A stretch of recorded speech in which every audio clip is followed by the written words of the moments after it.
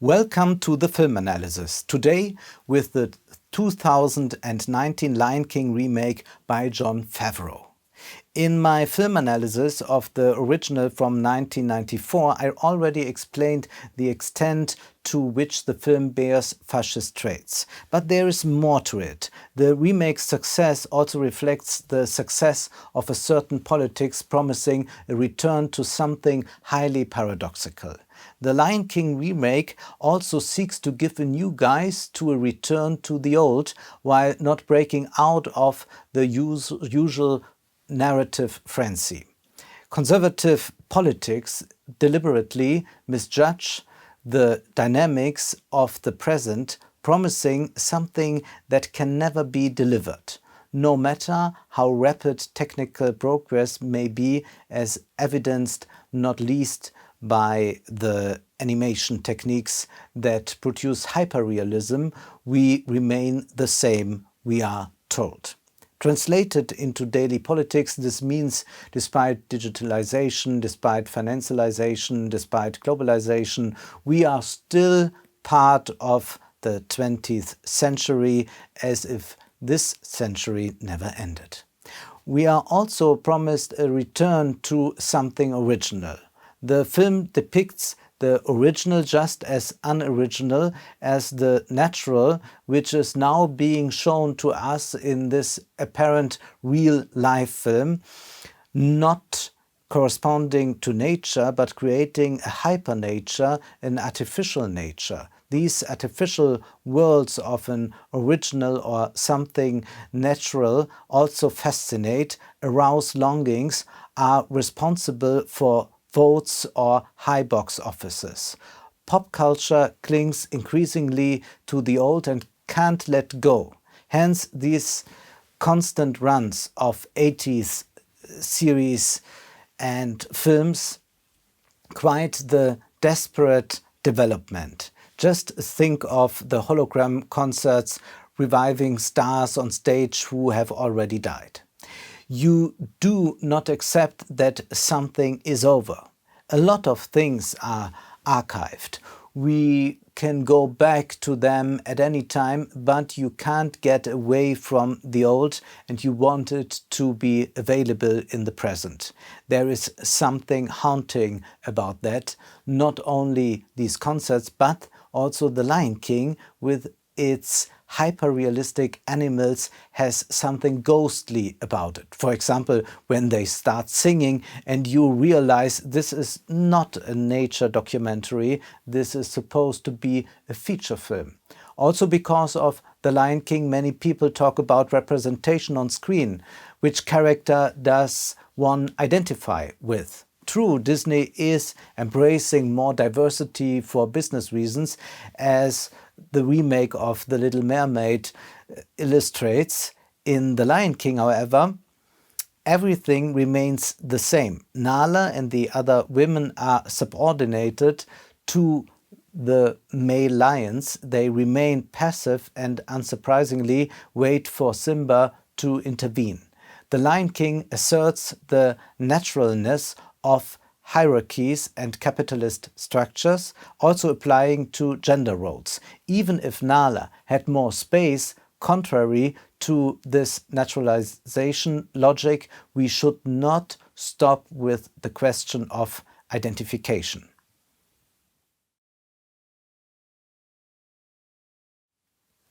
Putting ourselves in the other animal's place in this propagated order proves to be helpful.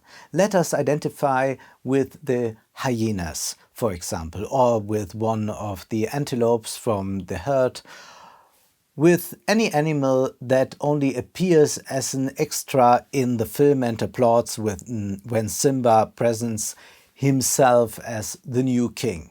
It reflects our real situation in our so-ordered society. We have at most one vote left on the ballot paper within a post-democratic system, but otherwise are supposed to put on, for example, blue EU jumpers and applaud the powerful meeting in the back room. The anti-democratic attitudes in the film are particularly evident in the original as well as in the remake when the herd of antelopes rushes through the gorge and Simba's father is killed. The film portrays the people as a diffuse, uniform mass. Once they start moving, the people pose a tremendous danger. Previously, the circle of life ideology explains why lions eat antelopes. There seems nothing wrong with that, according to the film. The scene invites us to identify ourselves as Simba, as an individual in an anonymous mass. King Vidor's film, The Crowd, from 1928, already worked in this way. You always like to see yourself as the individual, the crowd merely raging around you. The Lion King wants us to despise the crowd, that is, ourselves. The film portrays the mass of oppressed hyenas as dangerous as well. The fact that they demand to stop starving is delegitimized as they join the evil fascist leader Scar. The only positive portrayal of the masses are the jubilant, unquestioning animals not willing to accept any decision, reminding us of the current discourse on populism.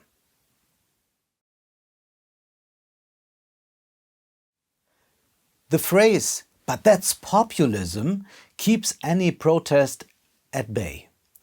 The philosopher Jacques Rancière's essay, "The People Are Not a Brutal and Ignorant Mass," suggests the alleged critiques of populism to pursue a strategy.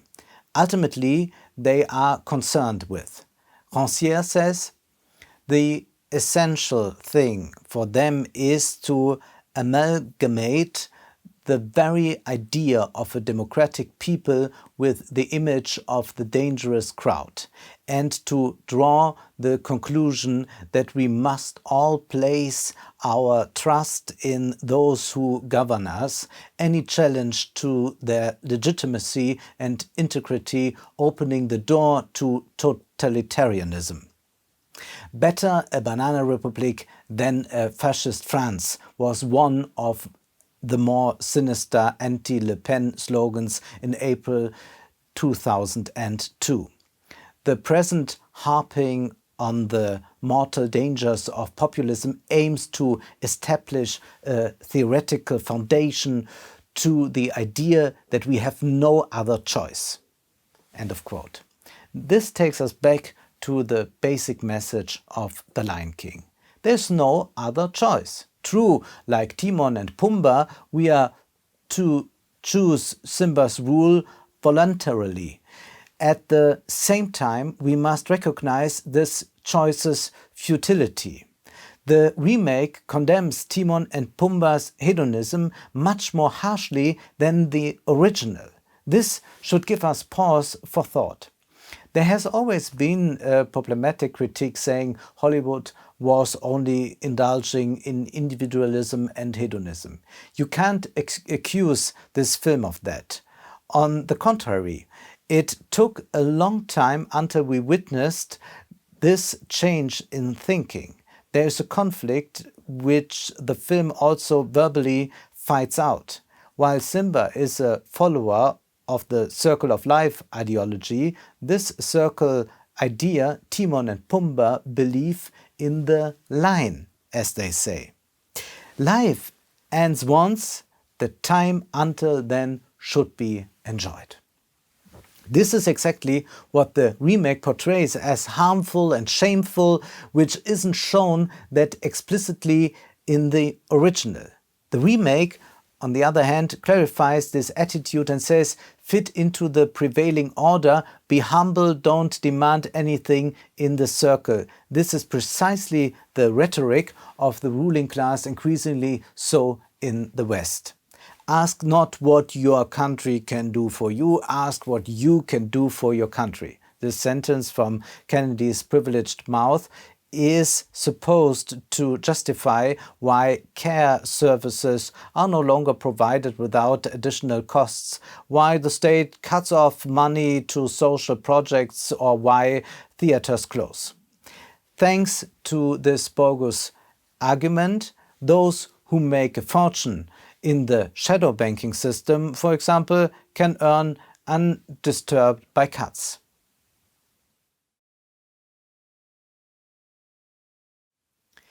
At present, a political and economic elite is condemning apparent hedonism, although it was not hedonism at all.